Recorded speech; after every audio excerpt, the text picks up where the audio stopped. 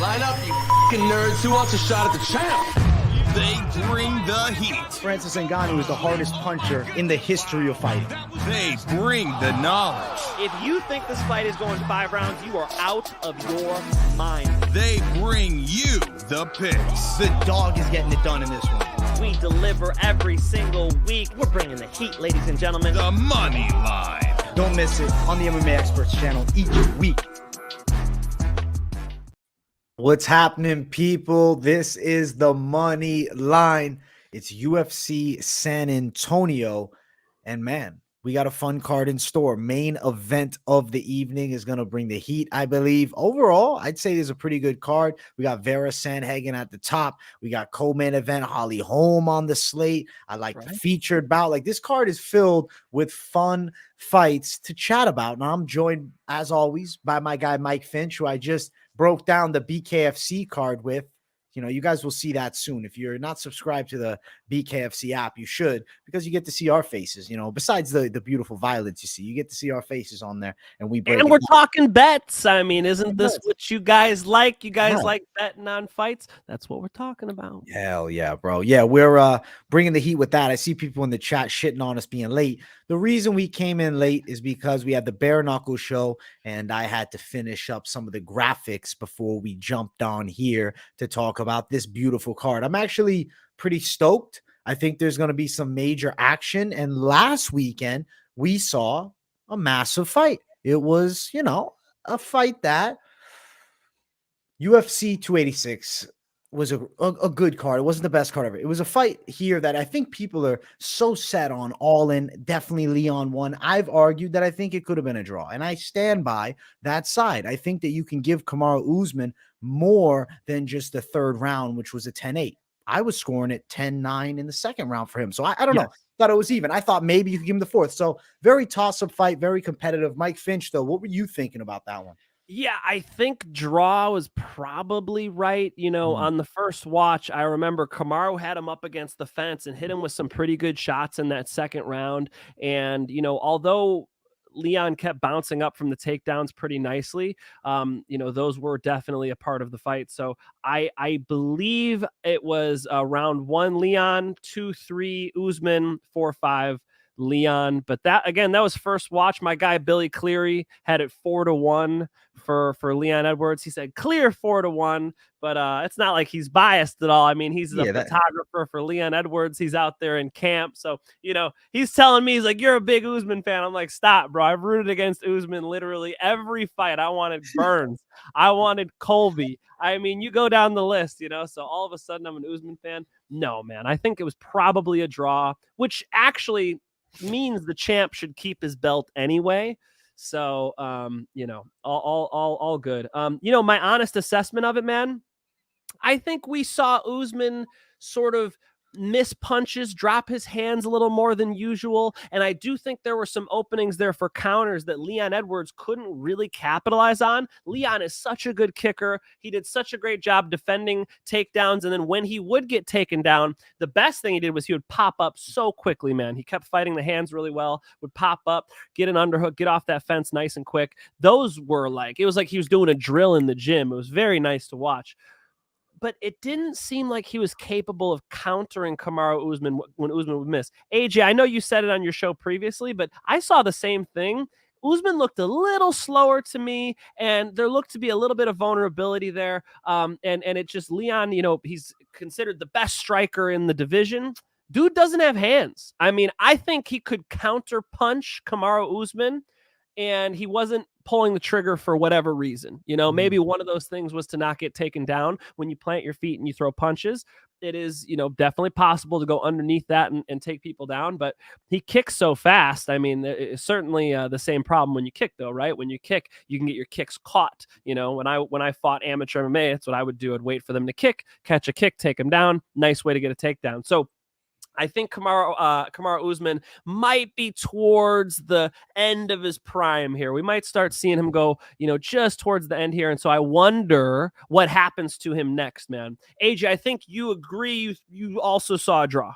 Yeah, I mean, I think the draw could be. I'm not going to cry about Leon winning. If I scored as a whole, I give it to Leon, but we're doing round by round. I thought that they could have called it a draw, but I'm not going to cry about it. It is what it is. I'm not, I didn't back Usman. I didn't throw money on him. I picked him to win. That was my backing of Usman, but I knew that it was a competitive fight, and I was like, fuck that. I'm not betting that. There's other bets to make that I like. Let me just sit down and enjoy the highest level of the welterweight division. And I'll say this. Kamaru Usman is in a very interesting spot because Dana White says the next challenger is who? Colby Chaos Covington. So now Colby Covington, right, has 2 losses to Usman. Leon don't like it. Hear me out. Listen to this idea. Listen to this, right? What if this happens? We do Leon Edwards, Colby. Usman waits out. Colby Covington beats Leon Edwards. Does Usman not fight Colby for a 3rd time for the belt without having to fight? I don't know. Crazy theory. No, maybe. Come on. Why wouldn't he have to fight? He just lost 2 fights in a row. He absolutely has to fight Shavkat, Hamzat, at least Bilal. Bilal's fighting Shavkat, my man. What did I say? That's the fight. They threw him fucking Shavkat. I know. Yeah. People are salty about that. Nolan King. I'm never on Twitter, but I had to post something on Twitter today. Did a Daniel James interview. A little plug for me. Daniel James is headlining Bellator in 2 weeks, and I talked to him for a half hour. I saw that Nolan King was like, Bilal got robbed. Bilal should have the title shot. Like, it's not even a question. It should be Bilal getting the title shot. He's the guy on the streak, right? So I see what he's saying, and coming off of that nice knockout victory over Sean Brady. I mean, he's been looking good. Sean Brady gets you a title shot?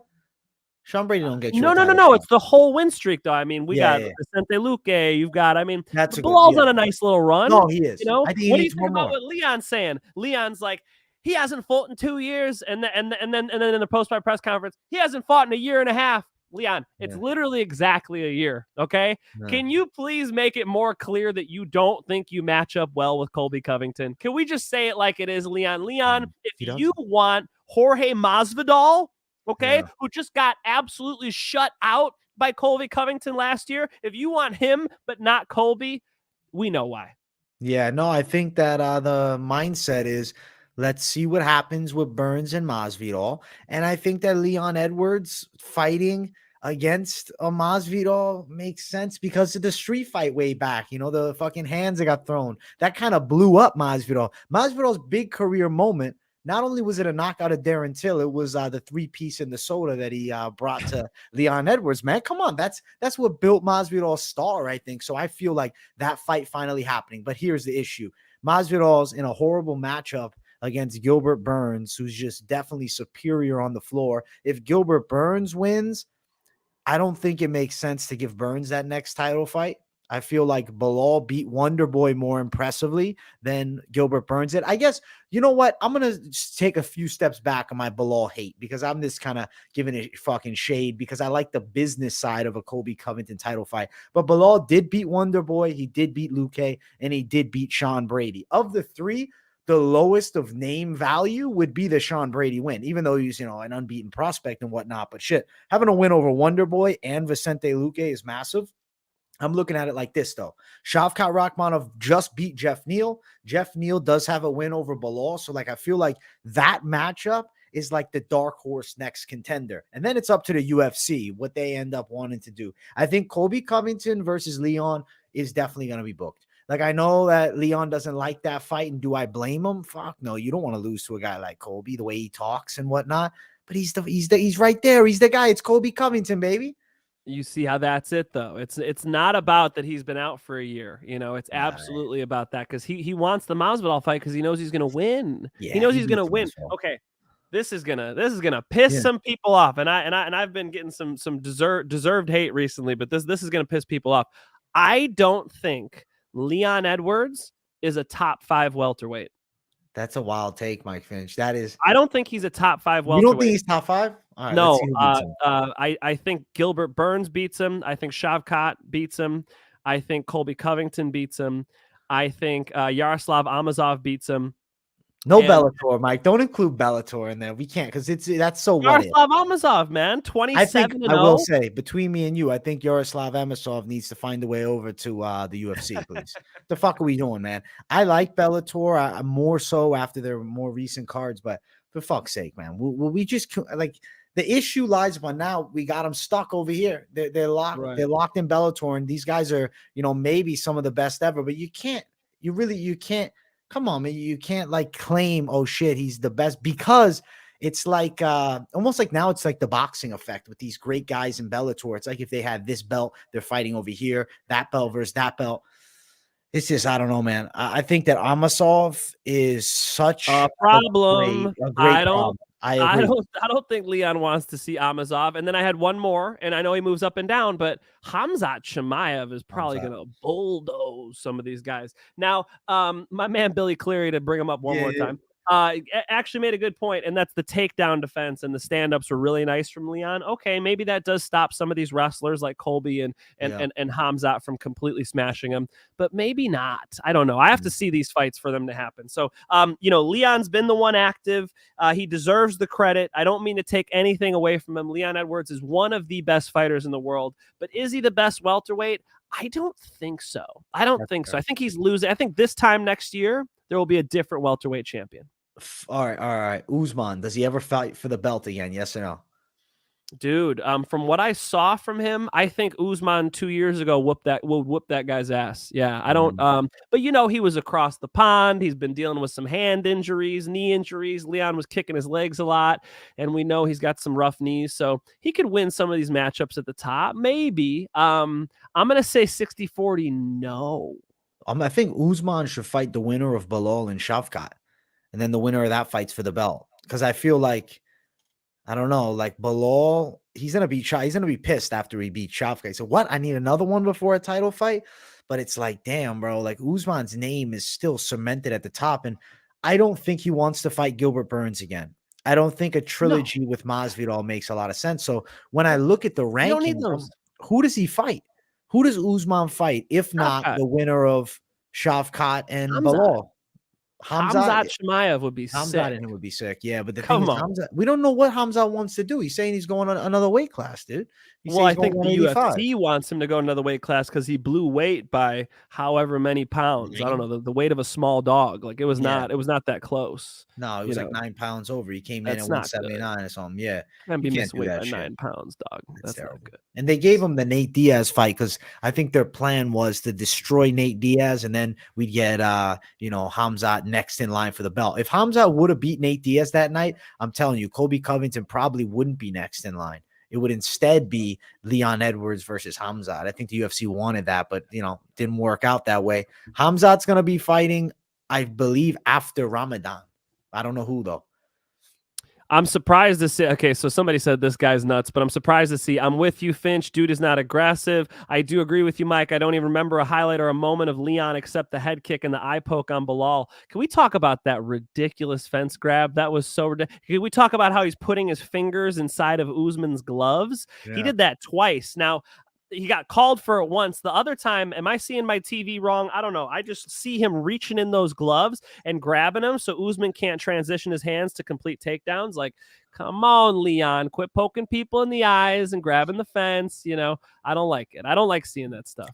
Am I a Leon hater now? God dang it. I don't want to be. I get it. Leon, over or under 3 title defenses?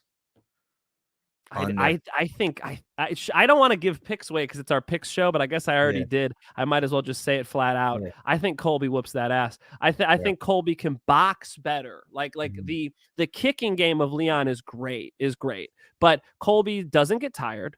He can apply pressure and put a very high output, and Leon doesn't have hands, bro. I'm not that impressed with Leon's hands. He needs to be able to box. His kicks are fast. They're hard to catch, which is great against these wrestlers because you remember Rampage Jackson would always get trolled by Joe Rogan on how he would never kick, and Rampage would be like, what the fuck? Every time I kick, the wrestlers take me down in the gym. I don't want to do that out there in the octagon. I'm knocking people out. Get off my case. I won the title, So it's like that. It's like Leon is one of these special kickers where he kicks so fast that these wrestlers aren't catching his kicks, but Colby might be that dude. So I think that's why he's avoiding the fight. I understand, man. He's got to do his own thing. Look, Leon had a tough road to get to the title. Now that he has the belt, I don't mean to be too hard on him. I just got to call it like I see it, and I don't think he's much better than Usman. I think that was a draw, and I don't think he's better than a lot of these top welterweights. So, let me do it on the positive side. Now, on the flip side, welterweight division's hot right now. On the flip side, welterweight division's on fire. Better than ever, I think. With Usman losing, it's just opened the weight class up. And even though if Usman is somehow back in a title fight, man, he doesn't have that aura of invincibility. I think him, Usman, in like a Colby Covington 3 fight, I don't know. Who knows how the universe aligns it, but that'd be pretty fucking crazy to see those two go at it for a third time. I think Colby would take him out this third time. Woo, yeah. Just from the, you called him slow, I believe. He looks slower. Yeah, and more so what I'm seeing, I guess that's true. I saw that too. More so what I'm seeing is when he's throwing, he's dropping his hand and then bringing it back. So he's throwing punches and he's bringing them back like this. In boxing, you learn to throw straight and bring it back straight. That's how you want to box. You want to move your head after you punch and make sure that your hands are coming directly back, right? And that's what Usman was really missing, is he keeps dropping his hands after he punch. I could imagine a good boxer throwing a slip 2-3 on him. Like if you're a good boxer and you watch that Leon Edwards versus Kamaru Usman fight, I think you say, damn, this guy's open for counters. He applies a lot of pressure too, which would walk him right into him. So somebody who's got hands, Colby Covington, might actually end up, it just seems like Kamaru's towards the end of his prime. I don't know about Colby. I don't think Colby's done with yet. I think he's got more fight in him.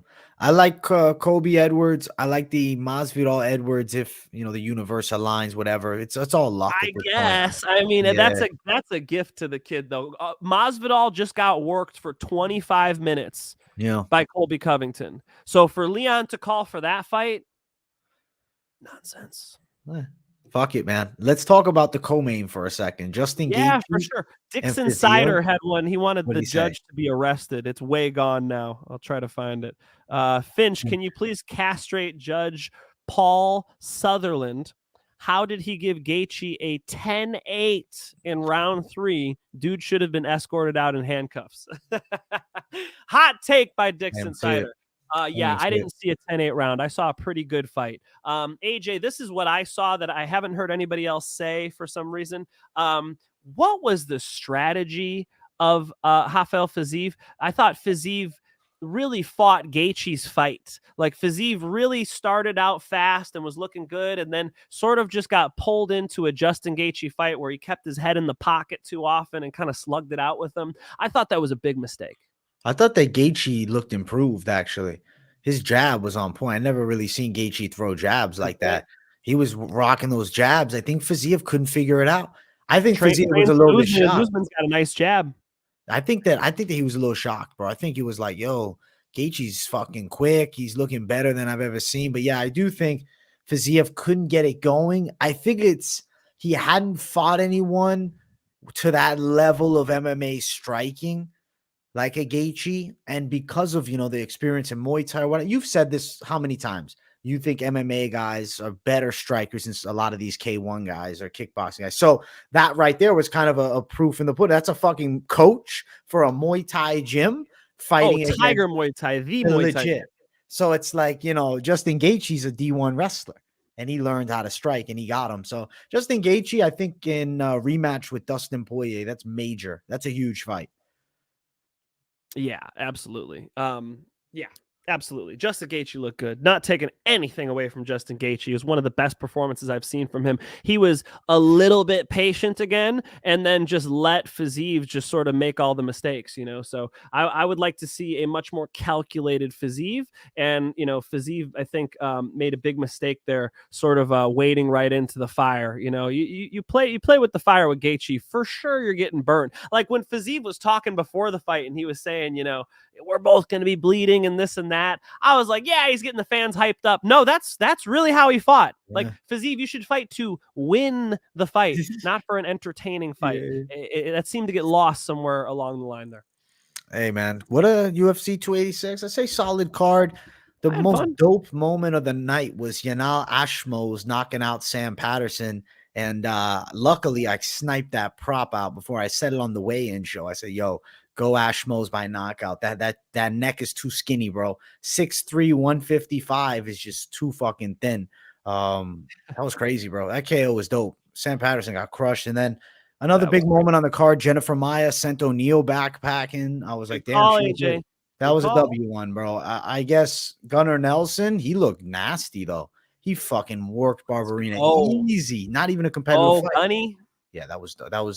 Vittori Delidze, though, give a moment to talk about. Delidze has so much power. If that fucking guy could develop some more combinations, he's got 2 punches. He just throws big shots. That's it. Right. He's got hooks. He throws a little overhand too. But like, can you imagine if he actually well-rounded his boxing game? He's got that type of power that he could be dangerous. Like, as the fight was going in the first round, I'm like, yo, is Delidze the future champ? And then obviously Vittori took him out, competitive fight, but Vittori with the combos, he's tough as they come. He doesn't look great out there. It's not like Vittori's like this super flashy fighter, but he wins where it counts, man, and he gets it done. I said to you guys on Moneyline, I said Vittori rounds 2 and 3, and Vittori comes through and delivers exactly that. It reminded me of Vittori versus Paulo Costa. Now, Paulo Costa, different weapons, but the same type of thing, these berserkers, these guys who you don't want to get cracked by him. Vittori can kind of just pick away and just sort of win rounds, and he did it again. It reminded me of that Paulo Costa performance where you're dealing with this big dog you don't want to get bit by. As long as he doesn't get bit clean, he's good. He's going to win the fight. So Vittori pulls it out, and a lot of people surprised with how that one went. I think that actually made a lot of sense the way that one went. I think Roman Delidze has a lot of potential. He just has to have more weapons, like you said. He has to be more calculated. He has to, sort of trap Vittori. He kept following him around. Vittori would exit somewhere, and Roman Delidze just kind of like a cyborg just follows him around. No, cut him off. Level change, set him up. He needs to be more playful. Anderson Silva once said, "Fighters fight me. When I'm in the cage, I am playing with them." And that's exactly it. If he could be more playful with his strikes, then that power is going to come through and deliver for him. Nice win by Marvin Vittori, and an important one. A needed one. Keeps him at the top of that weight class. Let's get into this card, though, Mike. Let's start it off with the first fight on this UFC San Antonio card. Tamires Vidal versus Hailey Cowan. I am picking the Hailey Cowan side to beat Tamires Vidal. I'm just not really all that impressed with Vidal's game. She beat Pascual in the last one. That's not a major win to me. She's a little bit reckless, and I don't think has the developed game overall just yet. She has a win in Samurai Fight House against Eileen Perez. Eileen Perez previously was scheduled to fight Hailey Cowan. I picked Eileen Perez over Hailey Cowan. Now we got Vidal versus Cowan. What I got from that Eileen Perez fight is Vidal accepts bottom position. And she's going to be, I think, in a spot where she might be tripped and taken down by Hailey. I think she's at a little disadvantage of the speed. Harder puncher is Vidal, but I think Cowan's a better technical fighter. So I'm going to go with Cowan by a decision. What do you think, Finchman? Well, Cowan is certainly more technical. Before we went live, you actually compared her a little bit to Holly Holm, which I thought was interesting. She's got that front leg side kick and, just a totally different style from Tamires Vidal. Tamires Vidal, much more of a brawler. Tamires Vidal would fight fine if she was drunk. She comes out there and she bangs big shots and, is dangerous. Hailey Cowan, I was a little underwhelmed with her wrestling, to be honest. I was watching her on Dana White's Contender Series where her takedown defense looked a little better, but she still got taken down. And then before that, she was easily taken down against Brittany Cloudy, multiple times and just not much resistance. So I think her wrestling's actually a little overrated, man. And, she had an arm bar, I believe it was on Cloudy, and her mechanics were so poor when she was trying to finish the arm bar, those are the things that I pick up on and I go, okay, I see somebody who's pretty green and I could imagine her making some mistakes against the Tamires Vidal. So I see what you're saying. Tamires Vidal, a little clunky, could end up on bottom as well, but I think I'm going to go with the scrapper, man. I think Tamires Vidal could pull this one out. We could, I could potentially see her doing a TKO or something, but we'll go Tamires Vidal decision. Odds for the matchup. Hailey Cowan sitting at around -140 at most spots. And then Tamires Vidal +120 as the dog. But I do believe it was a line shift because Tapology had it listed at one point. Hailey Cowan was a good-sized dog. Now she's the favorite. I think this fight here, not really one I'm craving to throw down on. Sit back, watch the ladies fight. I do think it goes over a round and a half at -335. over 2.5 is -190. What do you think about the betting side of this one, Mike? So wait, so when I first looked at it, Tamires Vidal was a slight favorite. She's the dog now. Now she's dog money. Yeah, plus 120. Line shifted. That's more interesting. There are better bets on this card, but and I know you guys always have this reputation about women's MMA, right? It is hard to bet sometimes. Then again, sometimes when the odds are crazy wide, it's been some of the best ones. When we first saw kind of the chinks in the armor of Amanda Nunes, and then Amanda Nunes is this huge favorite, against Juliana Pena and loses. Same thing. You saw, a split decision with Shevchenko, and nobody learned any lessons. And of course, Shevchenko goes out there and loses against Alexa Grasso. So some of the best bets are in women's MMA too. No, I'm going to stay away from this one, brother. I think it's a good fight. I think they're well matched. I think it'll probably be close. Yeah, let the best woman win. We'll find out. I'm going Cowan, Finch on Vidal. We'll jump to the next fight on the card. Vinicius Salvador versus Victor Altamirano. I'm going to pick the Altamirano side. I do think he could time some takedowns here on Salvador.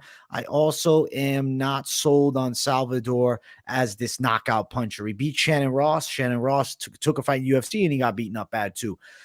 He mixes it up inside. I don't know. I feel like at times there's too much fat on his shots. I could see a slicker striker taking advantage. Luckily, Altamirano is not really that slick striker. I feel like he's got more of a game that's pressure heavy. He's got some flurries of shots, but he likes mixing in takedowns a lot. I could see him taking Salvador down. The issue lies upon, is he going to get on top and do a lot of damage? I more so see him holding position.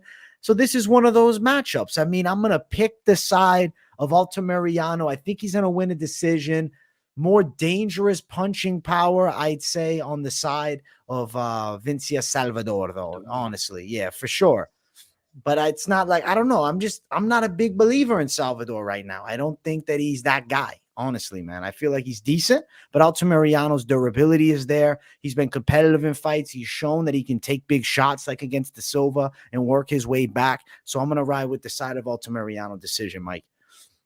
I'm going to go against AJ again. Look, if Carlos Hernandez is taking you down, am I going to rely on your wrestling? You know what I'm saying? Remember what happened with Carlos Hernandez when he fought Charles Oliveira's guy? The Charles Oliveira's guy's a killer, bro. That guy's a contender. Nascimento's a monster, my man. He's a monster. Come on. They shit on Charles boy. I think he's really dangerous, bro. Like I guess I look at like a guy like Nascimento when I see fighters that have losses to him. I'm like, dude, he beat Jake Hadley. He won against a Hernandez. Like, come on. Like that's, I don't know. In my mind, how I view it is like these guys are a step down. That's like that's to the top 15. It's not like Nascimento struggled with Carlos Hernandez. It's not like that was a fight. He just ran him over. I mean, it was like, it was man against boy. So I think there are multiple levels, I guess. It's not, I'm not saying Nascimento is one notch above. He's multiple notches above in the grappling department. Anyway, Victor lost that split decision to Carlos Hernandez.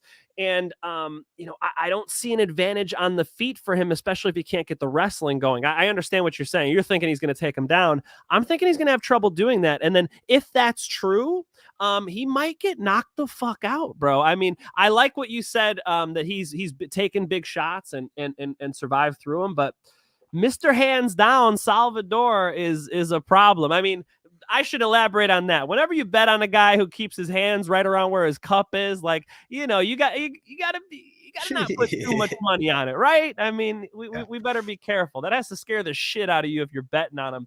Salvador, Mr. Hands Down, but he showed a lot of head movement. He showed a beautiful counter off of the fence. What was it?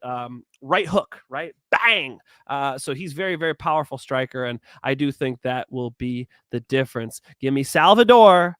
Knockout. He's going knockout, man. I don't doubt these the Mexican chins, bro. They're legendary from boxing to MMA. They do take great shots, man. I think Altamirano is going to survive the heat that Salvador throws. And I don't know. I think you can put Salvador in bad spots. I'm going to say it goes distance and Altamirano takes a decision. Do you like over 1.5 rounds here, though? No. No, you think it's going on? Do you think Salvador's knocking him out I earlier? think Then Salvador is going to get in there and let it go. all And right, some of these Finch. guys are funny in the chat. Finch coming with a different pick. I could see it in his eyes. And then Sub-Zero. That's right, Mike. Don't let AJ bully your son. Don't let AJ bully your son. That's funny. Never. Let's go. So now I'm gonna throw this out there for you, Finch. Since you like Salvador and you like him by knockout, would you play it at plus 160? That's not super fat. That's not not fat. super, especially since, AJ's over here telling me Carlos Hernandez is going to out wrestle him. Holy shit. I better check. I better freaking spend a half hour digging into more research on this one. From what I saw from his fights, he's going to be a much more powerful puncher than Carlos Hernandez, and Carlos Hernandez's wrestling has not really impressed me. I am not impressed by your wrestling, but we'll see. No, if anything, he ends up in a parlay, man. I'm not money lining or especially betting the knockout when the odds are that close. I think over a round and a half. I think it's going to happen, man. I'm not doubting Altamirano's durability. Even if you're against the side, I think he can go longer. So I think that minus 180 is not bad if you're looking to throw an over in there. But Altamirano and him money line, it's minus 115 both sides. Very close fight. Interesting that we're on different sides for the first two. Let's see if things change as we move on up, man. Let's get to this one. Manuel Torres versus Trey Ogden. His eyes What wide picture open. did you pick of Trey Ogden, bro? That's He looks his like UFC he just saw a pick. ghost. That's it, bro. That's the UFC pick. That's the official one, man. Yeah. You don't It's pick like, against a man that looks like that. I'm picking Trey Ogden to win. Manuel Torres has not been in the second round for years, Mike Finch. Look at this. Manuel Torres, right? Last time he made it to a second round, when was it?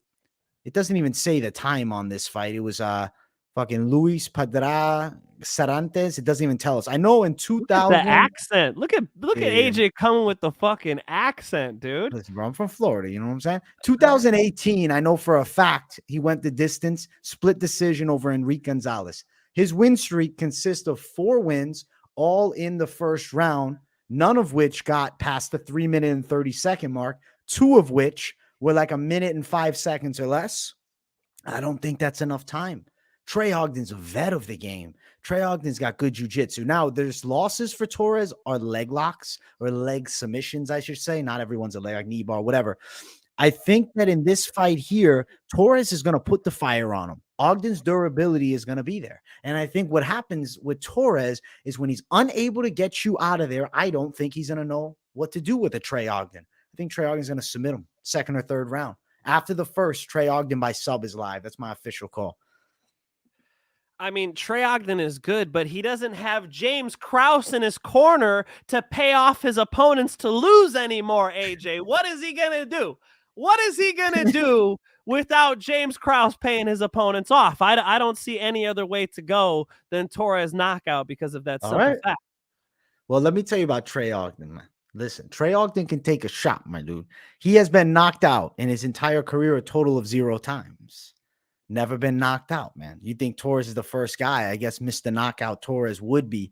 I think that Torres doesn't end up gassing. I feel like in the Frank Camacho fight, Torres fucked him up. But he was looking like he was breathing a little heavy towards that end. Like, fuck, I got to get this guy out of here. Yeah, he's fucking him up, though. I mean, yeah, I see what you're saying. Torres is heavy on the gas, dude. And I like how he's a power puncher who's long, too. So he puts that pressure on you, but he's catching you as you try to pull away. I mean, he's a berserker in there, man. I'm actually pretty impressed with Torres, dude. Torres has got nice hands, good striking. He's going to put pressure on him for sure. But I mean, you're talking Ogden's good. He lost a split decision to Jordan Levitt. And I rewatched that fight. Levitt's unfortunately, good. Jordan Levitt's in there twerking after the win. I'm like, bro, you put us through this, Ogden. You put us through having to watch this fucking twerk happen right now. I'm still mad, bro. Torres is going to outstrike him. That's what I'm thinking anyway. Did we just go 3 for 3 against each other? Yeah. 3 all for right, 3. all right. We'll see how this shit goes now. I think Jordan Levitt would strangle Torres. I'd pick Jordan Levitt over Torres too. Wow, yeah. I think Torres would put the hands on him, bro. You doubt Jordan Levitt because of his, femininity a little bit. You know what I'm saying? They doubt him, bro. He's just a little bit strange. He's a little different. He can still fight. All right, I guess. Yeah, I'm gonna say that Torres is significantly better at striking, but Ogden's takedowns are nice. I even like his kickboxing. I mean, it's a good fight. Don't let my comedy um get in the way of what I really believe, which is it'll be a good fight. But Ogden doesn't really move his head, bro. He kind of just uses like distance. He stands up there and kickboxes kind of tall. I can imagine Torres putting a hook on him, dude. All right, that's fair. I get it, man. Torres is a fucking powerhouse, and I'm impressed by the KO power too. I just question what happens when he doesn't get you out of there. And for that reason, I'm going dog. I'm going Ogden. Line sitting at plus 155 for him. Torres sitting at around minus 145 on the opposite side. I think this fight ends inside of the distance. That's minus 210, under 2.5, minus 180. I think it's under. I think it's inside distance. Finch likes KO plus 250. Ogden by sub plus 500. I like Moneyline, though. Moneyline's better, but I do think Ogden gets a sub here. And Finch thinks he's getting a knockout. So we're on the opposite sides, and we're both thinking finish. I think Torres is going to come out there. He's going to throw a couple punches, and Ogden's going to look at him just like he is in that picture right there. Oh, shit. This is not good. Torres knockout. First round. All right. Finch man on Torres knockout. I'm going with Ogden. We shall find out on Saturday. I'm very excited now, man. Let's keep running. Next fight on the card. It is between CJ Vergara and Daniel da Silva. I'm picking Vergara to win this thing.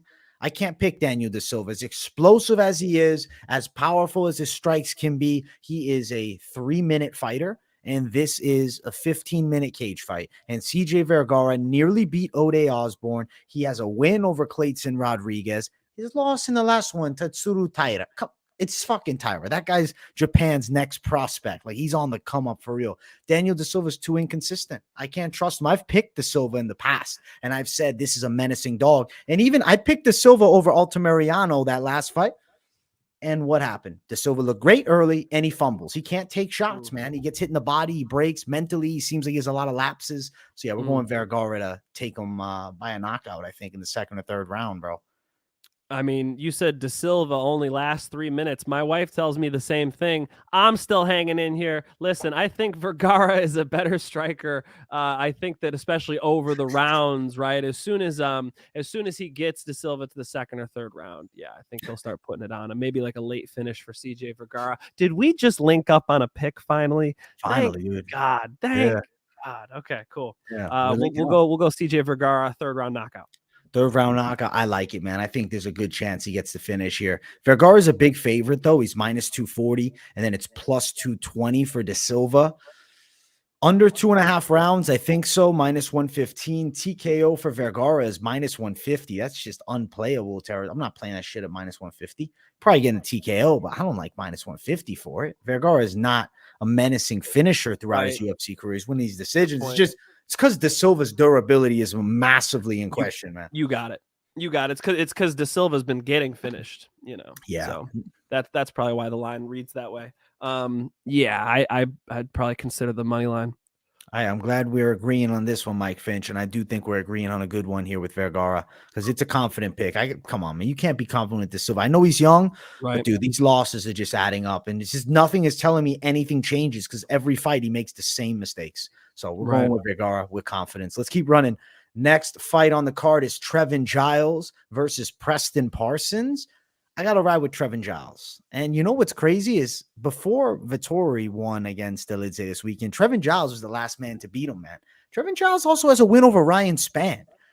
I don't see him losing to Preston Parsons here at 170. Trevin Giles is pretty good, man. He's real fast. He can wrestle for sure.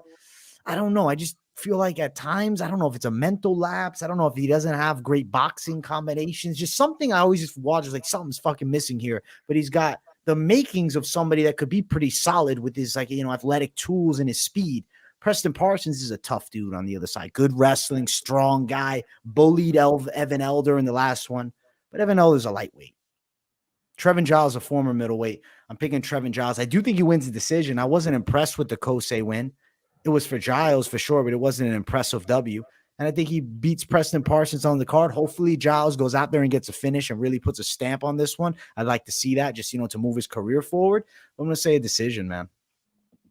All right, AJ's going to hate this one because I'm against him again, and especially because you seem so confident in Giles. So are you confident he won't get taken down by Preston Parsons? Because I think Giles will do fine on the feet, but I wonder what happens if Preston Parsons gets on top of him. It'll be a big problem. You think he's not getting taken down? No, I think he could get taken down. Trevin Giles is not my lock of the week by any means. Gotcha. I think that Giles should win this fight. Like, come on, man. I can't. Like, I don't know. I can't fathom him losing this matchup to Parsons like this, but I know it's not impossible. Preston Parsons, if he can get those takedowns, get on top. Trevin Giles was getting held down by Kosei in the last one, so I'm not saying it's impossible. But I do think Giles should win because he can still land takedowns of his own. I see it as a back and forth decision, competitive one. Daniel Cormier is a fan of Preston Parsons wrestling, and I see why, man. He's definitely very physically strong, but he makes some mistakes. Sometimes he ends up on bottom. You know, he had a freaking perfectly locked in head and arm choke against who was that? I thought I wrote it in my notes here. He had a head and arm choke completely locked in, and then he just didn't have the finish. And Daniel Cormier is like coaching him on the broadcast, like, dude, put your chest on the mat. I mean, what I would say is to sit your hips back, to get your ear lower, to get a little bit of a better bite on their artery. And he didn't end up finishing that head and arm choke in this fight I'm talking about, but I could sort of imagine a similar pathway with Trevin Giles. Like, deal with the striking. Trevin's going to try to come for that KO. He's going to, I believe, get wrapped up, get taken down off of the fence with a nice double leg. And then from top position, Preston Parsons is a strong motherfucker, man. You don't want him on top of you. You know, he had trouble kickboxing with Daniel Rodriguez, but D-Rod's a southpaw. Trevin Giles being orthodox, it just seems like Preston Parsons is much more accustomed to that problem.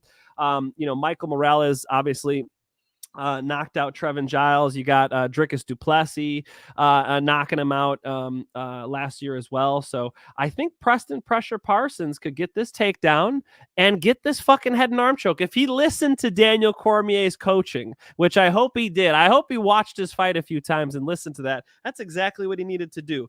Go from takedown, half guard, side control, head and arm choke, jump on the other side and finish that thing. I'll take him by submission. -105 Giles, +100 for Preston Parsons. So we got even Stevens type odds here between these two. Listen, I'm laying off the bet on Trevin Giles. I do think there's a fair chance that it goes over, which is at +140, but I don't know if that's something I want to be touching the line of. I don't. This bet here is not driving me, not getting me up and down. But I want to read this off from Mike Finch because I know that he thinks Preston Parsons is live winning by a submission. It's +275 subline for your guy Preston Parsons.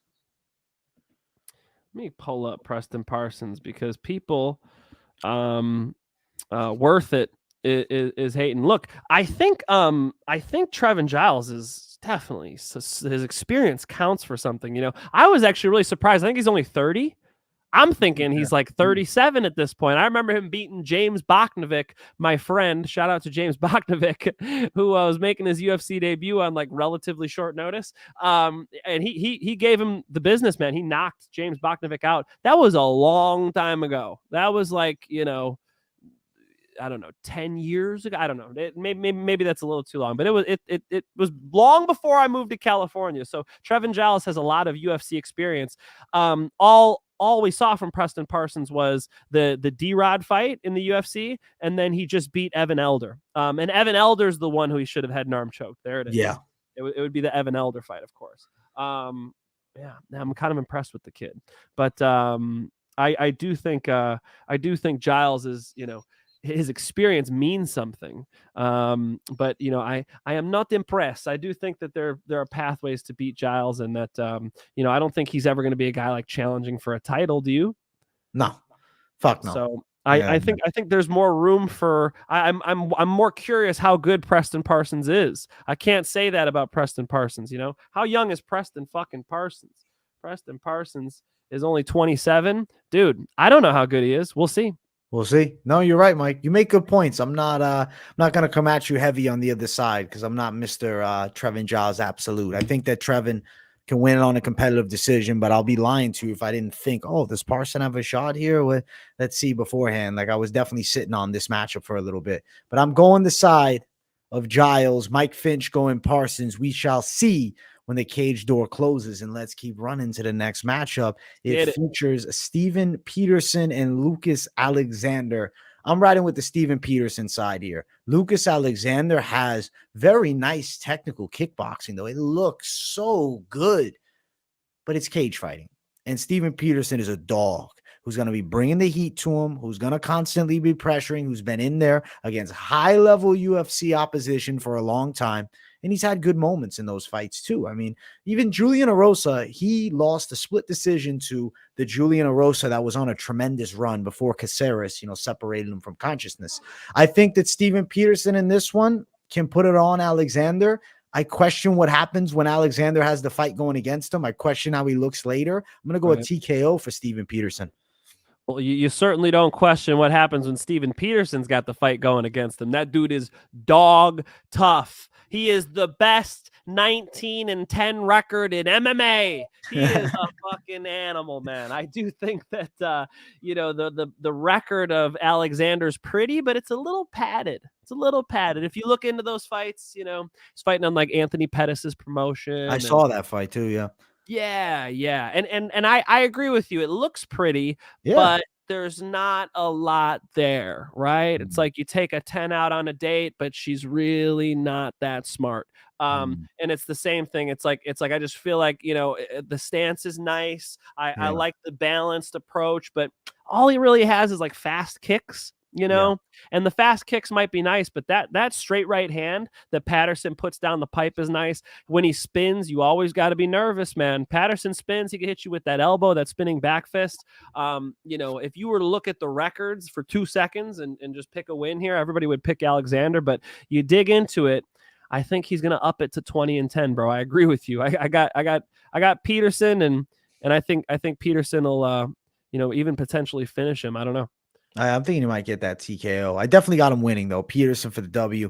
And I'm super excited to see Peterson back because I feel like he's always in pretty entertaining fights. Yeah. And for Alexander, I think this is a stylistic matchup that will bring a good side of him out because they gave him Brito in the last one. Brito's nasty and strangles him.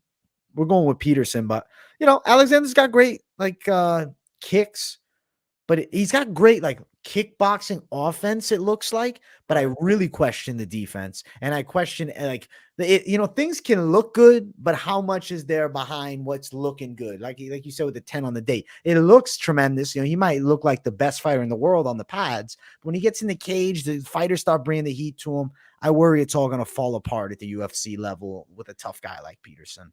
Yeah. And you would think bringing him into the UFC against a 19-10 guy, that's how you start a guy off. Actually, no. I think Peterson's going to be too much of a test to bring him in at. I think Alexander would do better against, a green guy. Peterson's not that dude. Peterson's like a vet at this point. He's an OG at this point. He's 19-10. That's a fuckload of fights, man. He loves this shit, and he's tough. It's not like Peterson is a guy either that you worry about his chin. He takes good punishment. Right. So I like Peterson to get this thing done. Moneyline odds, Peterson -165. Alexander +155. I like Moneyline Peterson. I do think TKO is possible for him. That sits at +700, which is kind of crazy because I see a world where Alexander is gassed from Peterson just bringing the heat to him. Peterson cracking him against the cage. He covers up and then some ground and pound against it. And that's it. It wouldn't blow my mind if Peterson gets him out of there at all, even at sub. I wrote the same thing down in my notes, man. I got Peterson either round 2 or 3 after he fatigues Alexander. Let's go. We're on the same side of this one, and there's some value on that knockout prop. Shit, +700. That's crazy to me. Yeah. Really? Yeah. Yeah, that's live, bro. That's super live. Let's go. Priced. Let's go. Peterson for the win for us both. As we continue on up the card, we have an interesting matchup between Daniel Pineda and Tucker Lutz. So this is one that I sat down on for a while because I do think Pineda at times has looked like a fucking killer. I mean, when he was on the sauce, he knocked out Movlid Kubalayev, bro, from PFL, who's a savage over there. The issue lies upon this when he was on the sauce. Now, he claims he's never taken anything. Testing has said that he was on something. So I'm going to take it as the test says all. You know what I'm saying? my thoughts is this. He's 37. He's been out for a while now. He took a bad loss to Cub Swanson. He was losing badly to Feely. And now at 37, your testosterone is naturally lower. So now let's say he was taking shit before and he's not now. That's a concern alone. Is he going to be able to have that same durability? Good Tucker point. Lutz is a guy that is in his prime right now. And I mean, I don't think Lutz is a bad fighter. He's 12-2. You know, his last fight in the UFC, he lost to Pat Sabatini, but like that's a hard stylistic. That's a guy that can wrestle all night. That's a guy that can beat you up, hold you down, submit you. Like he can do a lot on the floor. Daniel Pineda's game, he's well-rounded. He hits with power, but I see a world where Tucker beats him. I'm going to go Tucker Lutz to get it done. I don't think Daniel Pineda is a crazy underdog though. And the concern for me is going to be the age, the time off, the previous drug test failures and how that affects him now later in his career. So that's why I had to pick Lutz. It was more of like the logical pick, but I'd be lying to you if I didn't think, damn, bro, Pineda as an underdog. Like I'm sitting on this fight. I actually have said, I'm going to wait till the weigh-ins because I'm still considering a plus 245 bet on Daniel Pineda. That's what I'm thinking. Smart guy. You hit the nail on the head there. Weigh-ins. It's like I'm interested to see what type of physical condition Pineda is in because AJ's talking about how he popped for testosterone or whatever. It's like, all right, let's see what the physicality looks like. You know, we don't want to make a Romanov mistake again where Romanov's fat ass got on the scale. Like, holy shit, he didn't train for this fight. You want to make sure that you're looking at Pineda very closely on those scales. So I think that's a big deal. So if anybody's considering betting on this fight, I would wait until Friday. With that being said, Pineda's better at grappling, man. I think Pineda's better at grappling. He's got a nice triangle, beautiful rear naked choke. He's pretty slick on the ground as to where Tucker Lutz, Pat Sabatini had Tucker Lutz in a full-on face smash, and Tucker Lutz, you know, gritted it out. He's a tough dude. He kicks hard as fuck, but yeah, I don't know if I like him in this fight, man. I think I'm going to go with the dog. I think I'm going to go with Pineda, and I don't know if I've been on the other side of you on so many fights ever before, and AJ's been doing better than me on the last 3 or 4 cards here on the pick, so definitely side with AJ. Don't listen to what the fuck I'm saying, but I think Pineda is going to submit him, dude. No, I don't think it's a bad call to say that. And I like that you're saying this because as I get to the weigh-ins, I'm looking forward to seeing how they look because I don't think it's a bad idea value bet-wise to go Pineda. I'm not hitting a line of minus 285 on Tucker Lutz. Fuck that. Hell no. Hell no, I'm not playing Tucker Lutz there. I'd rather go value and attack the dog, but I'm not going to pick it just yet. Right now, the pick stands Tucker Lutz. I think it's a very competitive fight. If it was prime Pineda, I think he beats Tucker Lutz. My concern is how he's going to look. So I'm going to wait until weigh-ins. Definitely expect the potential for if Pineda comes out looking hot, look motivated, looks ready, I'll see it in his face. I'll say, fuck, that's the pick. I might flip it. So this could be a pick flip, man. I've been flipping picks every here and there. They've been working out well for me. So we might see it, man. We might see it. We'll find out. I think we just sold AJ's weigh-in recap show. I think that's what we just did. Tune in. We did sell that weigh-in recap show, man. That show's been a blast to do, man. I've been doing it for years now, and it's the OG show. All right. Plug it, bro. We'll see you guys on Friday. Let's go, baby. Let's go. Next fight. All right, we got the main card. Make sure you guys smash the likes. If you haven't, subscribe to the channel. It's Chidi Njokuani versus Albert Duraev in a fight that I literally cannot wait for because I am a big Chidi Njokuani fan. And you already know what my pick is, Mike Finch. Njokuani, bro. I'm not impressed by your performance. Duraev, to me, that wasn't George St. Pierre. That was supposed to be like a Russian, you know what I'm saying? That was supposed to be like a mix of Hamzat and, I don't know, maybe Joe Rogan, you know? Little mix, like a half Russian. I think Duraev, in my opinion, overrated coming into the UFC, not that good of a wrestler, and doesn't have the stand-up for Chidi.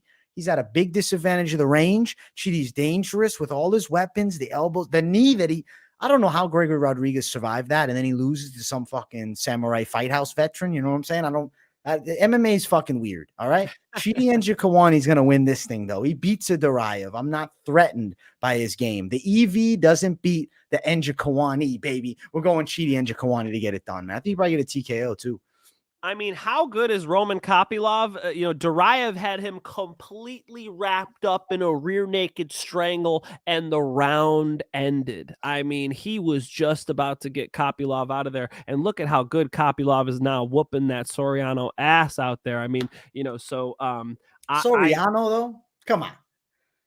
You don't like it. You don't like Soriano it? lost to Maximov, bro. I picked Soriano that fight too. I know. But Soriano turned out to be a big bust, dude. His big win is Dushko Todorovic, and Dushko, his career is unfortunately fell. Going the way of the dodos. Yeah. One point to make actually about that fight. Duraev was awarded that takedown. If you guys remember, he was going for the takedown. Kopylov grabs the fence, and the ref is like, no, we're going to reset you guys in the same position. And then it was so easy for Duraev to go get the takedown in the position that they reset them in. And then he just like buzzed right into mount. So, he actually is pretty good when he gets to the top position. Weird enough, Duraev, EV, not OV, I guess, is, not much with the takedowns on the fence. I was not impressed. We keep saying that. I was not impressed with the takedowns on the fence. It's weird what he does. He'll like commit both of his hands to one leg and kind of be in on the double leg shot though. Like when you do that, you want to get your head up on the outside or get your head on the inside so you don't get guillotined. He's shooting like it's a double, but he commits both hands to one side. All you got to do is just push his head and turn away. Not good technique with the takedowns for Duraev. And then on the feet, you got to favor Chidi. Bang, bang, bro. Chidi bang, bang's loose with it. So I'll double up with you, man. Let's go Chidi bang, bang. I think he'll take maybe a decision. I like Chidi to win, man. Money line is tremendous. Chidi, odds for him, -170 for Chidi bang, bang. Duraev +155. I'm all over that Chidi side, man. I like him to win this thing. The over 1.5 could happen at -115. KO could happen for Njokuani at +130. But if you're going this one, I think you just money line it. That's what I'm thinking. I mean, Buckley got Duraev in that last fight. I see Njokuani. I think he's better than a Buckley. I'd like to see an Njokuani-Buckley fight, actually. That'd be pretty awesome. And Duraev is a step in the right direction. So let's go Njokuani to get this thing done. Mike Finch and I both on the same side as we move up to the star boy, Manel Kape versus Alex Perez. Star boy. He is the star boy, man. I'm happy Manel Kape's on the main card because he's been on the undercard for I don't know how many fight cards in a row. And after the fight, he's doing an interview and I'm the star boy. I'm like, bro, you're on the first fight of the night. Chill, please. Can we? I'm a Manel Kape fan, so I get pissed off when he's not calling people out because I'm like, yo, Manel, let's take advantage of this spot. Let's fucking push it. Let's build some name value here. Thankfully, the UFC gives him, a pretty top caliber opponent. Perez's losses, Pantoja, who's the number one contender, right, and to Figueiredo, the former champion of the world. So you can't knock him for that. Before that, Perez got a win over Jussier Formiga. At this point, Jussier Formiga is no longer with the organization, but at one time, he was a savage. Formiga was on the come up. He was the dude, but he was never a good striker, and that's where Perez picked him apart. Manel Kape can kickbox. He can grapple a bit too, but he doesn't grapple great, though. I will say, he's not a tremendous grappler. I think Kape, when he gets to the high level, like a Moreno, that's a really hard fight for him. With Perez, though, I know he's got wrestling, but I don't think it's the wrestling that's going to break Kape down. I'm going to pick Manel Kape to win. I think it's a decision. I think Perez still has moments. Finally, Perez gets a chance to fight. I don't know how many cancel fights he has. Holy shit. If you look at his topology, it's cancel, fight, cancel. It's like This guy's having a hard time getting inside of the cage. He gets in it this Saturday against Manel Kape, who I do think is one of the better flyweights in the world and has been pre-UFC. I think this is a staple performance. I'm picking Kape to win it by a decision. Man, I think it's a good fight. I do see what you're seeing with Kape on the feet, man. Kape is explosive. The way he got like Zumagulov out of there, the way he got, he could put people away. So I could see Kape finishing him, man. Perez is pretty high level. Those losses you read off are to the best guys in the division. You would assume he'd be able to bounce back. But Kape's a tall test, dude. I think I'll double up with you on Kape. Not my favorite bet on the card. Perez is well-rounded. Perez could strike with him a little bit too. I wonder, can Kape finish him? Are you picking a finish? I really feel like right? Kape. Yeah, I feel like the smart side. I think I'm going to go Kape by a decision. Yeah. Yeah, I agree with you. Yeah, I think Kape is live for the finish. He's an explosive guy, but the way he matches up with Perez, with the threat of grappling, and also Perez is pretty good on the feet. Let's go Kape decision. Kape decision. We're on the same side of this one. Odds for Kape, he's -170. Perez at +170. I do think there's potential for this fight to go longer, over 1.5, -160. But we have to note, Kape is a powerful motherfucker. So Yeah. that's something to say. I like Moneyline. I don't really feel the props in this fight all that much. You like Kape by decision, Mike Finch? I mean, I would just money line it because I Yeah. could see Kape getting a knockout, bro. That's how he fights, man. He's very Yeah. explosive. He could definitely put him out, So I would money line it to encompass both of those possibilities. I'm going to go Kape, and I'm going to agree. Moneyline's your best way to go if you're betting Yeah. this thing. Let's keep running. Next fight, Andrea Lee and Macy Barber throwing down. The ladies going after it here. In a high-stakes fight, Macy Barber's found her flow. And, dude, looking back at that Grasso fight, that was an impressive loss. Like, she Right. brought the heat to Grasso late. I'm picking Barber to win, but I do feel like I have criminally underrated Andrea Lee for a very long time. She's game as fuck. But Barber, to me, is the superior fighter overall. I do think Andrea Lee's good with her teep kicks from the outside. I feel like she's got some good punches too. And on the ground, she's no easy task. So I think Barber is going to be forced to fight. Like, I see this as a competitive ladies fight where both girls are very good. Barber, maybe a little bit quicker, maybe a little bit more explosive, maybe a little bit stronger, a little bit better on the grappling, hands a Right. little bit faster. I'm going to go Barber by a competitive decision. Mike, what are your thoughts? I echoed everything exactly that way. Yeah, Macy Barber should just be one step ahead of her, man. Macy Barber at one point had a lot of hype. At one point Macy was like, "Is this girl going to challenge for the title? How good is this girl?" She's hit some hiccups, obviously. I believe she was scheduled to fight Blanche Fieldov, so thank God that didn't happen for her, right? But I think she wins this one, man. I think she's better everywhere. Macy Barber probably out grapples her, honestly. Read this one, Finch. Hey, boys, check this out. I had a $5 bet to pay $34K. Picked every fight right on the card except for one. Vettori Delidze. That's because you didn't take my Vettori pick, son. Come on, ladies and gentlemen. Marvin Vettori round 2 and 3, and it came through. No, I think that's pretty damn phenomenal, man. You must have had quite the parlay to make $5 turn into 34 G's, dog. Almost, unfortunately. I mean, what is that? Every fight on the card then? Holy That's crazy shit. as fuck. Yeah, that's a wild man play. Listen, this one right here, people, I think it's going to be a competitive fight, but I'm going Barber. As far as the odds, Andrea Lee is just criminally underrated. It's a joke.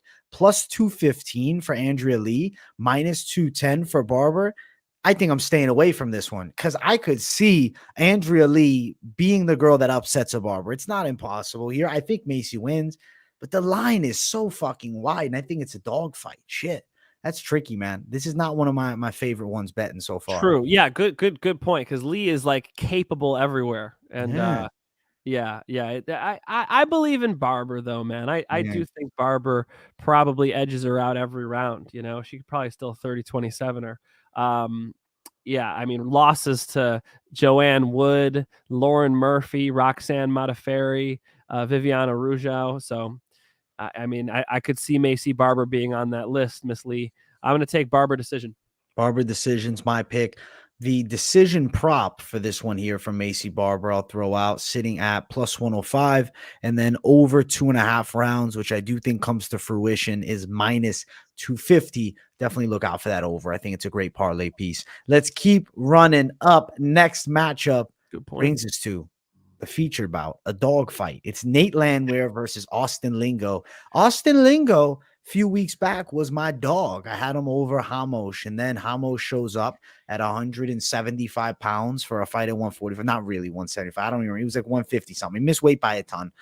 Lingo was in that fight live, but I feel like it was because I knew Lingo would bring the heat. I knew Lingo doesn't break. He keeps pressing forward, whereas Landwehr on the other side, there's no breaking him. That dude does not break. You better knee him in the face to get him out of there. That's the only way you're beating him in the UFC is kneeing him in the face. And Lingo's not a knee guy. Lingo doesn't have these knees in the tight clinch. He's not crazy explosive with his legs by any means. He's got some boxing. but Nate Landwehr's a junkyard dog. How am I going to pick against him? I'm not. I'm picking Nate Landwehr, Mike Finch. Yeah, I mean, Saldana kicked Austin Lingo's body so hard. He just keeps his elbow in. He finally hurts Saldana. He gets an opportunity, right? It's in the third round, last round, dogfight. And what does he do? The sloppiest back take in featherweight history, man. He gets shook off the top. He couldn't put the rear naked choke in because he just like dove right over the top. So too slow, too dumb. Nate Landwehr. And you're right though that these guys, you got to respect how tough these guys are. Lingo is tough. Landwehr is tough, man. They are durable. I respect that 100%. I just think Landwehr is better. Yeah, give me Landwehr in this one. Does he finish him? That's the real question here. They're so damn tough. It probably does go all rounds. The over might not be a bad one here either. I say it's going distance. I think it's a dog fight that goes all three, potentially fight of the night. The line is wide as far as money line, minus 245 for Landwehr, Lingo at plus 225. As far as the over 2.5, plus 100, which is interesting. Over 2.5 could happen, but it's such a dog fight. I think Landwehr wins it. I feel like at minus 245, it is, it's a big enough tag. It's more than 2-1, but I feel like Landwehr's getting his hand raised in this fight against Lingo. Good fight, though, for sure. Dog fight, scrap. I like the styles of both. I'm hyped. For sure. And it'll just be fun, I agree with you that Landwehr, it's just, the odds aren't that close. So that's why I was talking about that over maybe. But yeah, I think Landwehr money line is probably pretty smart. Dude, look at this is a comment here. AJ, you were all in on Lingo. They'll let Landwehr bully your son. Different matchup. Styles make fights, bro.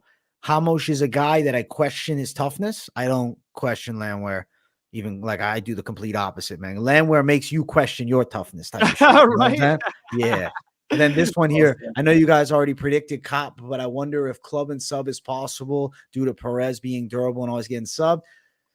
He's not a sub guy, though. Yeah, Kape is not a submission guy. The guys that have submitted Perez are nasty with the jiu-jitsu. When I think of Kape, I don't think jiu-jitsu. I think striking. So, yeah, no. Personally, I don't like it, but I mean, if you want to play it with Danny DeVito as your picture over here, it's funny. I didn't even realize that. Go for it, my man. That's funny as fuck. Yeah, well, I think Kape would elect to go for the punches instead of the submission. Yeah, exactly. And Lingo short notice, yes and no. I mean, he had a fight booked and then he got, rescheduled up into this matchup. So yeah, I guess it's short notice, but it's not like short notice. Hey, you're off the couch, you ready to jump in? He's been training. And he's fighting Nate Landwehr, which is a step up as far as I think the competition goes with Hamo. So hey, good fight. Our pick, Landwehr for the win as we get to our co-main event. Holm versus Yana Santos, formerly Yana Kunitskaya. For those who don't know, she married Thiago Santos, who's an ex-UFC title challenger. Gave John Jones a good fight some years back and is now with PFL. Holm is my pick in this fight, Mike Finch. How the hell would I pick against her? Santos seems like her striking is getting better offensively, but I think the defense is worse. I mean, Aldana destroyed her face, knocks her out. But like Aldana also knocked out Ketlin Vieira. Irene Aldana hits with a lot of power. Holm technically was able to outstrike Aldana in a clear win. I think Holm technically outstrikes Santos in a clear win. I think she also works her against the cage. Even Yana Santos's win over Ketlin Vieira, I stand by it this day. Shit decision. Absolute shit decision. I did not understand that. Holm fought Ketlin Vieira, lost the decision. I thought that it should have went the home side, but ultimately that was a more competitive, close fight. I thought that definitely Ketlin Vieira beat Santos. Just something to say. I know this is fucking, we're looking at years back for the Santos fight, but it's something that's relevant in my mind. I don't feel like Kunitskaya is not, or Santos rather. I've never been overly impressed by Santos. And now she's fighting Holm. I think Holm is on her way to a dominant win. Yeah, I know she's 41, but it's Holm, bro. You've seen pictures of her. She's jacked as fuck. Holm's a freak, man. This is a girl that was a boxing champion that became an MMA champion. As far as combat sports go, they talk about Henry Cejudo, best combat athlete of all time. Holm is right up there, too. I think she gets forgotten a bit. All right, I'm looking up Holm's Instagram. What are you saying? She's jacked on the gram? Correct. What you looking at, bro? Okay, she's lean for sure. Yeah, she looks good. Fair enough. There's no dancing videos. Is it a Holly Holm Instagram without the dancing videos? What's going on, Holly? I don't know. What I don't the know. fuck? We need to see the dancing videos. Yeah, Holly Holm should win this fight. But, when a fighter gets into their 40s, you always wonder, when is that next fight going to happen where they don't look the same? At the beginning of the show, we're talking about Kamaru Usman at 36 years old being past his prime. I mean, Holly Holm's 41? I mean, so you always wonder when they're finally when that shoe's finally gonna drop. So be cautious if you're betting on Holly Holm. Consider that. Really look at how she's hitting pads and training. I was telling, did I tell you, AJ, that I didn't like Usman on the pads the week, and then sure enough, when he gets in there and he fights, I kind of saw it in the fight too. So be careful when you're betting on 40-year-old athletes and take that into consideration. Should Holly Holm beat Santos? Yes, she should. She should beat Yana. She should out kickbox her. I do think that she's still one of the best in the world, and age would be the only reason to reconsider that pick.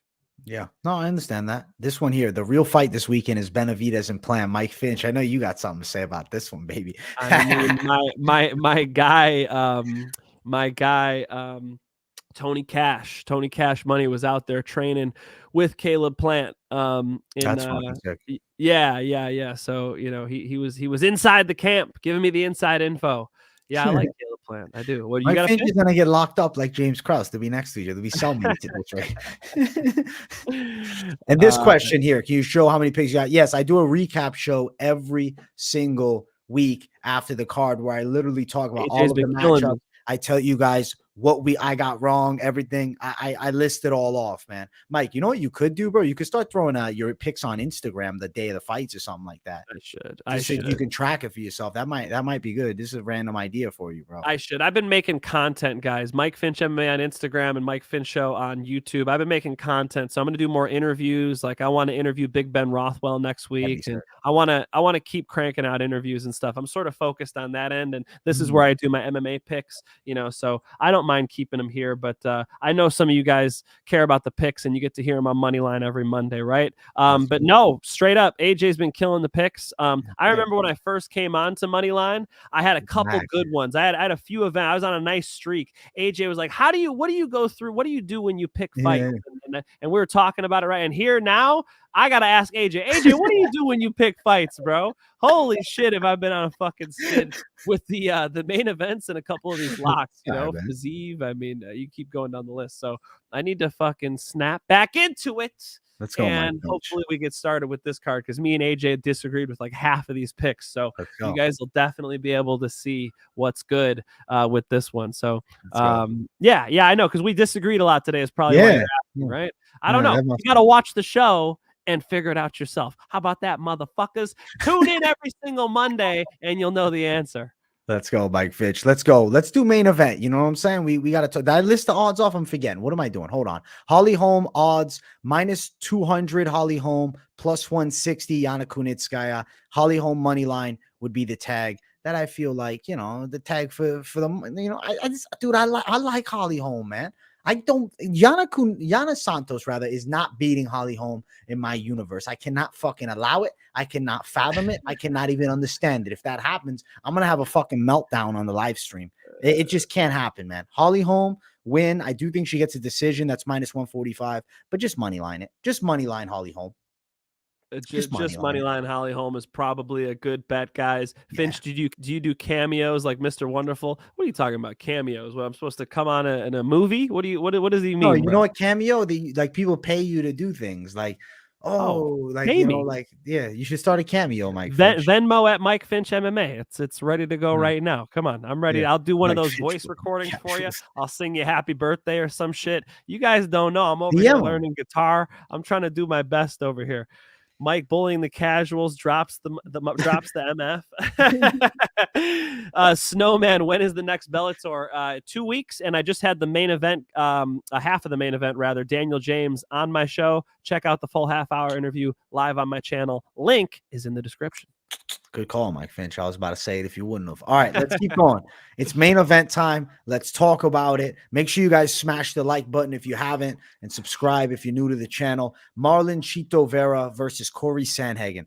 I am picking the Chito Vera side, but I will tell you guys, I acknowledge Sandhagen is a fucking menace on the other side. This is an extremely competitive fight. Yeah. Why I'm picking Vera? I think because skill sets are like this between these two. I think the momentum of the wins that he has, the confidence that he's built, the improvements that I think he's showing, and I believe he is dangerous as Sandhagen is. I think that little more dangerous on the side of Vera, maybe just a little more dangerous, at least in this matchup here. I'd be surprised to see Sandhagen flying knee knockout of Vera. I could see Vera hurting a Sandhagen. I'm going with Vera to get it done. I'll go distance, so I'll say decision. I think this fight is going to be so competitive, man. It's going to be a wild ass 5 rounds. Bro, I am nervous to pick main events at this point, bro. I have fucking PTSD, bro. Damn, I have some PTSD. Oh my God. All right. I should start with this. My first instinct was Corey Sandhagen. My first instinct. Why? Because if you actually go look at the fight between Chito Vera and Dominic Cruz, Chito was like losing rounds. Like he would hit a big shot right every now and then, but in general he was losing overall. As the time went by, he would have a big moment and that would be it, right? He's a sniper. He'll hit you with the sharp 2 or the sharp hook. And I think Corey Sandhagen's style, the way they match up, he's so much taller. He fights from such a range that I think he can win a decision here. Now, I'm about to go to Ruka next week, hopefully interviewing Luke Rockhold and them. If I show up there and they ask me, oh yeah, you host that bets show that I've been on, because Jason Perillo has been on the show, Chito Vera's coach. And if they ask me, who'd you pick? And I say Corey Sandhagen, they're going to kick my ass. So my fucking health is on the line here. So should I go Chito Vera? Because I think he's live. I think he could definitely hit a few good punches off on Corey Sandhagen. But to be honest, AJ, I would stay away from this fight, man. I think Chito Vera, if he wins, it'll be knockout. I think he has a lot of power, beautiful head kicks, nice calf kicks. Ask Sugar Sean O'Malley. Powerful punching. Corey Sandhagen, on the other hand, I think a round winner. I could see Corey Sandhagen taking 3 or 4 of these rounds away from Chito Vera. So tell me, why decision? What is Chito going to do to win these rounds? Because I see him as a guy who only has moments, not a round-winning fighter. I see the Rob Font fight hurting him, more significant moments for the side of Chito Vera. It's hard for me to say Sandhagen's getting knocked out. I've never questioned his durability. It's a very fucking crazy fight, man. And I want to shout out Lou Lemorocco for the $20 dono. My guy, Lou, much love. MMA Experts, best picks. I'll bring him up again. My dude, Lou Lemorocco, the OG of OGs, the Mac of all Macs, Mr. fucking donation, the dog himself. Thank you, Lou. You're the man. Much love, bro. My man. That's love. That's a US $20. US 20, my man. And that's love. Because sometimes we get some fun. What's the currencies people have donated to us in? Australian dollars. I don't even know what it's. Yeah, everything. Not, like, oh, they donated $50. Yeah, it's 50 cents. No, excellent. Thank you so much. Brother, I have to tell you the truth. I think I better just go Corey Sandhagen. But holy shit, nobody tell Jason Perillo I don't want to spar Luke Rockhold, Jason. I don't. Don't say, listen, Mike, you know what? They can't be mad at you for a pick because you break it down what you see honestly, and that's what it's about. And if they get offended, it's like if you were on a sports team, you're on the basketball team, I'm picking you're going to hate me for it. It's fighting, emotions are involved, but we're giving our technical analysis. It's no personal, you know what I'm saying? Me picking against doesn't mean I don't like them. There's times I pick against fighters I'm a big fan of. I'm on the fence, though. It's like I could see Chito Vera winning by knockout. If Chito Vera wins by head kick knockout, I am like, okay, I should have, you know what I mean? It's like I was on the fence about it, and I had every incentive to pick him. So it's a really tough one for me, guys. Definitely not going to be in my locks or parlays. I think this is a great fight. I think these are two of the, better fighters in the division, and they're both experienced. And, I would like to see Chito Vera win. I do think Chito Vera rematching Sugar Sean O'Malley would be sick. It's kind of a log jam at the top of the division right now. I mean, what you got? Marab, Sugar Sean just beat Piotr Jan. You got, obviously Corey Sandhagen and Chito Vera. I mean, there's like a log jam up at the top right now. Henry Cejudo is coming back.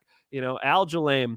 I mean, they've got a lot going on there in the division. So who knows? I think this like normally would be like a winner gets a title shot fight. Probably not, right? They're probably gonna have to fight again. So I'm gonna lean Sandhagen, but I don't like it. And if you think I'm crazy and you're all in on Chito Vera, I see what you're seeing. I think Chito Vera could win. I just think that Sandhagen's range, durability, round winning ability, and sort of like the flying knees and stuff, at least some weapons to keep Chito reserved, I think it'll pay dividends, man. Respect, bro. No, listen, I ain't hating that side. I said it, man. I understand people going Sandhagen. This is a crazy ass fight. So officially, Mike Finch, you are picking. Fuck. Let it out. Let it out. The over. I'm picking the over. Get the hell out of here. Who you picking? Holy shit. I'm picking Corey Sandhagen. Yeah. God damn it. Mike Finch, my man.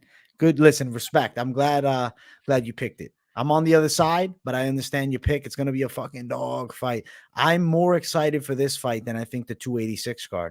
This is going to be fucking crazy. So high level with the stand-up. As far as the odds, I do want to bring them up. Please. Minus 160 to minus 170 for Corey Sandhagen. Okay. Vera's a dog at plus 155. I'm going dog money. Let's go with Chito Barito to get the victory, brother. I'm going to ride with Chito to get it done. I don't know nothing about these props. Plus 335 knockout. I mean, be pretty crazy if he flattens Sandhagen. I mean, you never know. Maybe plus 335 knockout. I don't know. I got a weird feeling. Maybe high kick. I got Chito, man. I like dog money. I'm riding with him. Nice. I'm going with Chito. Nice. I respect it. Look, Chito at dog money is attractive. I understand. I thought the odds were like even. My man on YouTube. Let's go. MMA experts every Monday, folks. Let's go. Yeah, baby. Let's go, my man. Yo, Finch, what are you smoking, bro? I'm with AJ. He called you out, man. He called you out. I'm smoking. Well, I got my lighter here. This is from my this is from my guy Mike Dawson. All right. And that is definitely going to be put to use, but I've had a cold, bro. I'm not smoking nothing. When I'm sick, have you tried to get high when you're sick? It's just I'm the complete opposite of you. I had COVID. I was smoking every night. I felt better in a week. I've never had COVID. I'm COVID proof, folks. COVID proof. Listen, right here. This is tremendous. Perillo disowns you, Finch. I'm serious. I got my Perillo boxing hoodie over there. I just wore it the other day. I am so sorry, Jason. I'm so sorry.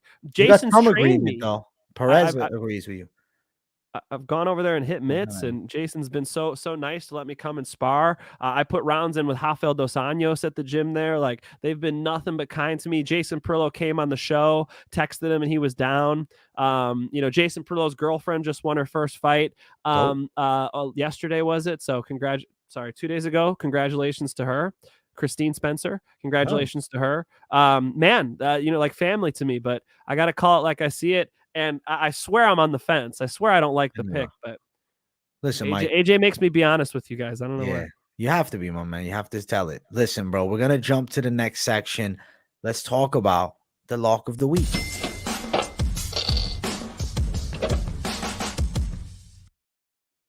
Lock of the night for UFC San Antonio. Mike Finch, as always, I will give you the floor. Give us your lock, my man. You're coming in with a vengeance this week. I see it in your eyes. Give me CJ Vergara. Just money line him if you want, folks. I think CJ Vergara is definitely going to be better in the second and third round if it even makes it there. I got CJ Vergara money line. CJ Vergara money line for Mike Finch. Come on, man. You know who I'm on. Chidi Bang Bang. Chidi and Njokuani lock of the week.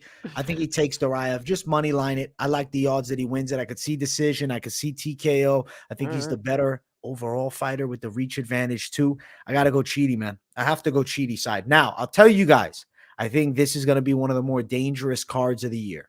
I think this is a very interesting fight card with a lot of matchups that there's arguments for both sides. Me and Finch never disagree this much. So if you're thinking about betting, and I know majority of you are, be very cautious here. Yeah. Be intelligent with this card more than any other card. Sometimes you can go reckless and get away. This ain't the card to be reckless. because this shit's competitive, man. So I want to give you guys that true fucking warning beforehand, because looking at it, I was like, yo, these are some fucking fights, man. Right. Right. Yeah, agreed 100%. Yeah. And seeing how much we disagree has been fun, but definitely a flag, definitely something to see. Sometimes when we've agreed, we've hit, big streaks. So us disagreeing, this shit's going to be checkered, isn't it? Listen, bro, it's going to be warfare. We shall find out how it all goes by the end of it. But now it's time to talk about some parlays, which at this point, this is going to be chaos. Let's jump into it. All the competition that try to compete, stand back, watch the bomb drop. Parlay time. Let's find out who we're picking, because UFC San Antonio is gonna be fucking crazy. Here. Mike Finch, what are we thinking for your parlay? What are you concocting this week? God, bro, a parlay on this card. I like Macy Barber. I do like Macy Barber over Andrea Lee. I mean, I kind of like Holly Holm. I think Holly Holm and Macy Barber, a female parlay. Is that nuts? Am I out of my mind to do a women's parlay? Maybe. Here I am having trouble with my picks on these last couple cards. I'm going to go with a women's parlay. I must have lost my mind. Mike Finch, plus 105 with Holm and Barber. So what I'm going to do in my parlay, I'm going to shift it a little bit. I'm going to put Holly Holm in it because I do think she wins. I like over 2.5. Now I feel better. With Macy Barber and Andrea Lee. I think there's a good chance that it goes a little bit longer. I like Nate Landwehr to win. I think there's a good shot that he gets it done. I do think CJ Vergara is a nice addition. I'm looking for value on this one, Mike. I'm trying to bring some straight fire with this one right here. So if we're looking at it, it's Holly Holm over 2.5 for the fight between Macy Barber and Andrea Lee, Nate Landwehr, CJ Vergara, plus 300. I think it could happen. I think your biggest risk there, I don't know, man. I'm going to remove Vergara for a second, and I'm going to add in my lock, Chidi. That's plus 360. So those ones are maybe interchangeable. I'm trying to do something, diversified away from having my lock, but I like my lock in there. Chidi, Landwehr, Holly Holm, and then the over 2.5 for Barber and Lee, and might as well just add the CJ Vergara side, and then you get plus 550. So, hey, big money to be made, but also big money can be lost if you're reckless. Be cautious. This card's fucking chaos, and I can't wait for every second of craziness. You guys know I'm bringing the heat every day of the week. Tomorrow, I'll be live for a Q&A. Wednesday, this week's Best of MMA Bets. Thursday, live breakdown where I throw the polls up. And then Friday, weigh-in show as always. PFL, I believe, is on this week, and I'm planning on dropping some picks for the Professional Fighters League. So, guys, keep your eyes peeled for those. And Saturday, live stream, full card, fight companion for the whole fucking day. And then I'm recapping it afterwards. And then, the week after, I think we're off from fights the following week. And then it's back with another pay-per-view, I believe. Holy shit. Dude, 2020. That Monday we'll have to get a little interview. It's been a minute since we've done an interview. Maybe I'll bring somebody on. Want an interview? You Mike Finch. We got to get the right guy. You know what I'm saying? We got a girl. We got to get a savage, man. I want somebody that's crazy on the line. I want something wild. I want a wild interview. I could name drop right now, but maybe I shouldn't. Maybe we should talk about it. We'll talk about it, man. We'll talk about it. Let's not bring any hype and then fucking fail to deliver. You know what I'm saying? right. I got some confident ones. All right, we're gonna get somebody on.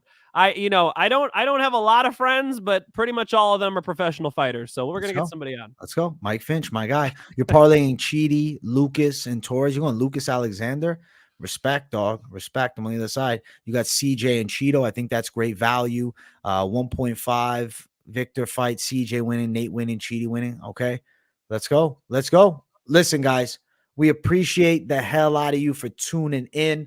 I'll be live for a Q&A tomorrow, as I said, so expect all your comments answered. I know on this show, it's very hard for us to answer all the chat while we're talking back and forth and giving our picks, man. So, hey, tomorrow I'll be here chatting it up with you people. Thank you all for being here. Shout out to everybody watching live. Shout out to everybody watching on replay, and shout out to the live chat as well. We really appreciate you all. Smash the likes if you're new, subscribe. As always, check out Mike Finch. Give him a little subscribe too. He's on the tube. He posted a little interview with Daniel James. Man, actually, not little. It was 30 minutes. So little would be like 5. So it's Cut a little full-length clip interview. from it too. He called out Ryan Bader, bro. I had to cut that little call. clip out. It's a good So call. yeah, I'm gonna keep working, man. I'm gonna keep getting fighters on. The list is very long. Every time I post a story on Instagram, I look at how many blue check marks are. I'm like, why aren't I having these people on my show? So Yeah. I'm gonna start doing it every week. I got an interview coming. You guys will see the content keep dropping. I appreciate the love. Let's go, people. We appreciate you all tuning in. Much love. We're about to sign off. Keep your eye peeled if you're a BKFC fan. On the BKFC app, you're going to see our faces because we break down the BKFC 39 card. It's our 10th episode of Bare Knuckle Bets. So if you're a BKFC fan, if you're subscribed there, check us out. Show the love. Look at that shirt. BKFC sent it to us. BKFC's legendary. That's love. God bless. Let's go. That's love. Let's go. I definitely am a big fan. They had to cancel that event. They had to reschedule it. They got all this shit going on, but they're still able to hook us up and show us love, keep the Bare Knuckle Bets show going, and we love it, man. I love when I'm studying for Bare Knuckle and just seeing it get suggested on the app. I love the Bare Knuckle app. So it's been fun watching those fights in addition, and I've definitely, dude, I have fun watching Bare Knuckle fist fights too. So you guys enjoy both. Let's go. Let's go. People, we appreciate you. Much love. We're signing off, and we will see you all in the next one. Peace.